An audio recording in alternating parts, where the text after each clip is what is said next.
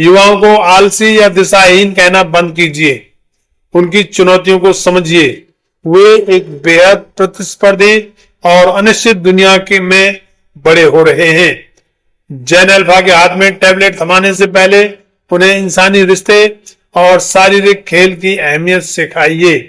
दोस्तों, युवा दिवस सिर्फ देशभक्ति के नारे लगाने का दिन नहीं है, यह आईना देखने का दिन है। भारत का युवा दिशाहीन नहीं है, वह बस एक ऐसे रास्ते पर चल रहा है जो पुराना समाज समझ नहीं पा रहा। जब आप उन्हें कॉकरोच कहेंगे तो वे क्रांति बन जाएंगे। जब आप उन्हें सही अवसर देंगे तो वे भारत को दुनिया की सबसे बड़ी ताकत बना देंगे। हम जिस भारत में आज सांस ले रहे हैं, वहां एक अजीब सा विरोधाभास पल रहा है। एक तरफ भारत की वो पीढ़ी है जो 15 सेकंड की रील्स पर नाचती है, डेलुलू, रीस और औरा जैसे शब्दों में अपनी दुनिया ढूंढती है, जिन्हें टीवी न्यूज एंकर अक्सर डिजिटल भटके हुए बच्चे या रील्स की पीढ़ी कहकर खारिज कर देते हैं। वहीं दूसरी तरफ वही पीढ़ी जब अचानक सड़कों पर उतरती है तो देश के बड़े से बड़े सत्ता गलियारों को हिलाकर रख देती है। मई से जुलाई 2026 जब जंतर मंतर से लेकर संसद मार्ग तक देश की जेन जी ने वो कर दिखाया जो इतिहास में दर्ज हो गया।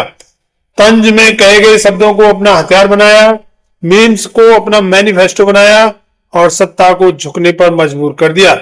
लेकिन सवाल सिर्फ एक आंदोलन का नहीं है, सवाल उस गहरी खाई का भी है जिसके एक तरफ भारत की जेन जी खड़ी है जो बेरोजगारी, एंजाइटी और पेपर लीक के कड़वे सच से जूझ रही है, और वहीं दूसरी तरफ दस्तक दे रही है जेन अल्फा जो पैदा ही एआई, आईपैड और एल्गोरिथम के साए में हुई है। आज के इस स्पेशल एपिसोड में हम कोई प्रवचन नहीं देंगे, हम उस सच्चाई की तह तक जाएंगे जो कोई न्यूज एंकर या न्यूज चैनल आपको नहीं दिखाएगा। जेन जी से जेन अल्फा तक भारत का युवा आखिर जा किस दिशा में रहा है। अगर आप खुद युवा हैं या किसी युवा के माता पिता हैं तो अगले कुछ मिनट आपकी सोच बदलने वाले हैं। चलिए इस सफर की शुरुआत करते हैं। आइए सबसे पहले समझते हैं जेन जी को। जनरेशन जी यानी वो युवा जिनका जन्म 1997 से 2012 के बीच हुआ। भारत में इस वक्त लगभग 37 से 40 करोड़ जेन जी हैं। यह दुनिया में किसी भी देश के पास युवाओं की सबसे बड़ी आबादी है। लेकिन इस आबादी की असल कहानी क्या है? स्टीरियोटाइप कहता है जेन जी काम नहीं करना चाहती, इन्हें सिर्फ अटेंशन चाहिए। यह अटेंशन डेफिसिट से पीड़ित है। लेकिन क्या यह सच है? नहीं। जेन जी भारत की वो पहली पीढ़ी है जो डिजिटल नेटिव है।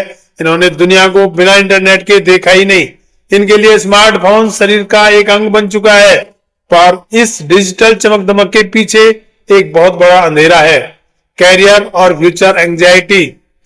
भारत के लाखों जेन जी छात्र सालों साल कोचिंग मंडियों में जैसे कोटा, मुखर्जी नगर, राजेंद्र नगर आदि में घिस घिस कर पढ़ते हैं, और जब वे नीट, यूपीएससी या स्टेट एग्जाम देने बैठते हैं तो उन्हें क्या मिलता है? पेपर लीक, रद्द हुई परीक्षाएं, मेंटल हेल्थ का संकट, डिप्रेशन, लोनलीनेस यानी अकेलापन, और यह एहसास कि मैं चाहे कितना भी पढ़ लूं सिस्टम मेरे खिलाफ सेट है। और जब यह दर्द सीमा से बाहर निकल जाता है तब जन्म लेता है आंदोलन। चलिए आपको ले चलते हैं 2026 के उस दौर में जिसने भारतीय राजनीति और युवा शक्ति के एहसास को या इतिहास को बदल कर रख दिया। यह कहानी शुरू होती है एक बयान से, जब व्यवस्था के शीर्ष पदों पर बैठे लोगों ने बेरोजगारी और हक की बात कर रहे युवाओं को व्यंग में कॉकरोच से तुलना कर दिया। मुख्य धारा की मीडिया ने हमेशा की तरह इस युवा आक्रोश को दबाने या भटकाने की कोशिश की, लेकिन जेन जी ने रोना नहीं रोया। उन्होंने उस अपमान को अपना सबसे बड़ा हथियार बना लिया। रातों रात इंटरनेट पर जन्म हुआ कॉकरोच जनता पार्टी का। सोशल मीडिया रणनीतिकारों और आम छात्रों ने मिलकर मीम्स, डार्क ह्यूमर और इंस्टाग्राम रील्स के जरिए एक व्यंग्यात्मक आंदोलन खड़ा कर दिया। देखते ही देखते जो युवा फोन की स्क्रीन पर स्क्रॉल कर रहे थे वे सड़कों पर उतर आए। जून से जुलाई 2026 के बीच दिल्ली का जंतर मंतर एक ऐतिहासिक क्रांति का गवाह बना। आंदोलन का तरीका नया था, कोई पुराना उबाऊ भाषण नहीं। वहां स्पाइडरमैन के कपड़ों में छात्र थे, हाथ में डार्क ह्यूमर वाले पोस्टर्स थे, रंग दे बसंती और रॉक स्टार के गाने बज रहे थे। गोदी मीडिया का बाइकॉट, युवाओं ने मेन स्ट्रीम टीवी कैमरों को इंटरव्यू देने से मना कर दिया।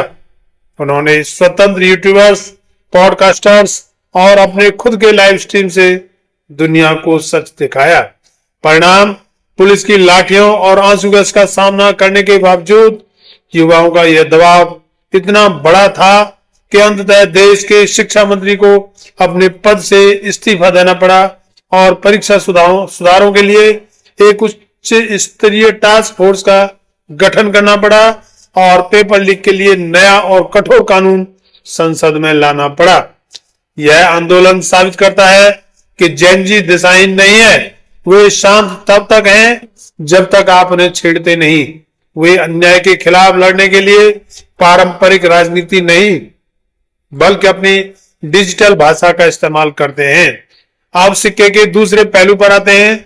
जेन अल्फा 2010 से 2024 के बीच जन्मे बच्चे। यदि जेन जी डिजिटल नेटिव थी तो जेन अल्फा एआई नेटिव।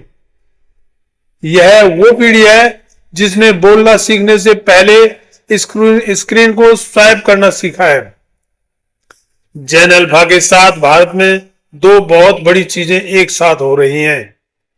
अभूतपूर्व संज्ञानात्मक क्षमता, अनप्रेसिडेंटेड कॉग्निटिव स्किल्स।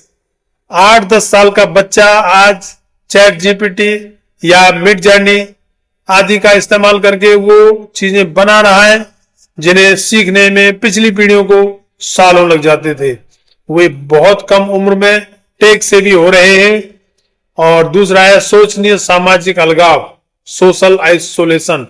लेकिन दूसरी तरफ असली दुनिया से उनका संपर्क कट रहा है, खेल के मैदान खाली हो रहे हैं और रोबोट्स या माइनक्राफ्ट के वर्चुअल कमरे भर रहे हैं। जेन अल्फा के सामने सबसे बड़ा खतरा है ब्रेन रॉट और सोशियोपैथिक सोशल आइसोलेशन। वे भावनाएं और इंसानियत स्क्रीन के जरिए सीख रहे हैं जो बेहद चिंताजनक है।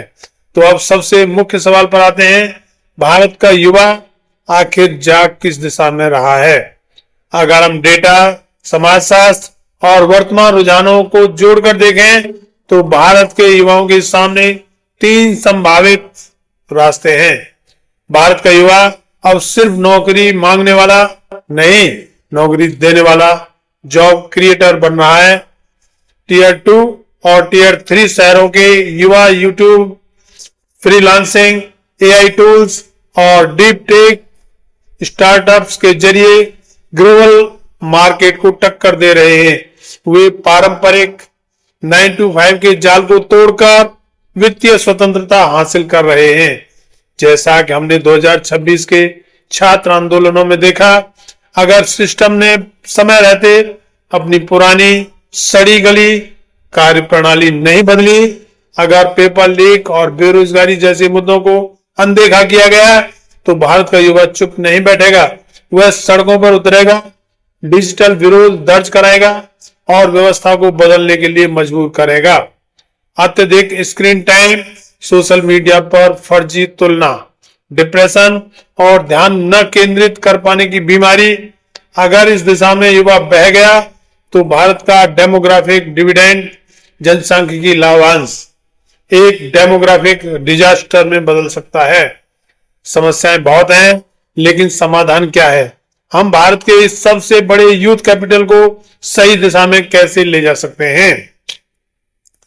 युवाओं, जेन जी, जेन अल्फा के लिए डिजिटल डिटॉक्स और रियल कनेक्शन। स्क्रीन से बाहर निकलकर असली दुनिया के रिश्तों और जमीनी मुद्दों को समझें। डिजिटल थिंकिंग, इंटरनेट पर मिलने वाली हर सूचना पर आंख मूंद कर भरोसा न करें। फेक न्यूज और प्रोपेगेंडा से बचें। स्किल ओवर डिग्री, केवल कागजी डिग्रियों पर निर्भर न रहें। एआई के इस दौर में वो स्किल सीखें जो मशीनें नहीं कर सकती, जैसे प्रॉब्लम सॉल्विंग, एम्पैथी और क्रिएटिविटी। दूसरा है माता पिता और समाज के लिए, युवाओं को आलसी या दिशाहीन कहना बंद कीजिए, उनकी चुनौतियों को समझिए। वे एक बेहद प्रतिस्पर्धी और अनिश्चित दुनिया के में बड़े हो रहे हैं। जेन अल्फा के हाथ में टैबलेट थमाने से पहले उन्हें इंसानी रिश्ते और शारीरिक खेल की अहमियत सिखाइए। दोस्तों, युवा दिवस सिर्फ देशभक्ति के नारे लगाने का दिन नहीं है, यह आईना देखने का दिन है। भारत का युवा दिशाहीन नहीं है, वह बस एक ऐसे रास्ते पर चल रहा है जो पुराना समाज समझ नहीं पा रहा। जब आप उन्हें कॉकरोच कहेंगे तो वे क्रांति बन जाएंगे। जब आप उन्हें सही अवसर देंगे तो वे भारत को दुनिया की सबसे बड़ी ताकत बना देंगे। जैन जी ने हमें सिखाया है कि अन्याय के सामने झुकना नहीं है। अब जिम्मेवारी हमारी है कि हम जेन अल्फा को ऐसा माहौल दें जहां उन्हें अपनी आवाज उठाने के लिए किसी क्रांति की जरूरत ना पड़े, बल्कि उनकी आवाज को पहले दिन ही सुन लिया जाए। आप इस बारे में क्या सोचते हैं? क्या भारत का युवा सही दिशा में जा रहा है या हमें अपनी सोच बदलने की जरूरत है? अपनी राय नीचे कमेंट्स में जरूर शेयर करें। अगर आपको यह गहन विश्लेषण और स्टोरी टेलिंग पसंद आई हो तो वीडियो को लाइक करें, चैनल को सब्सक्राइब करें और हर उस युवा तक इसे शेयर करें जो भारत का भविष्य बदल रहा है। धन्यवाद। जय भीम, जय भारत, जय संविधान।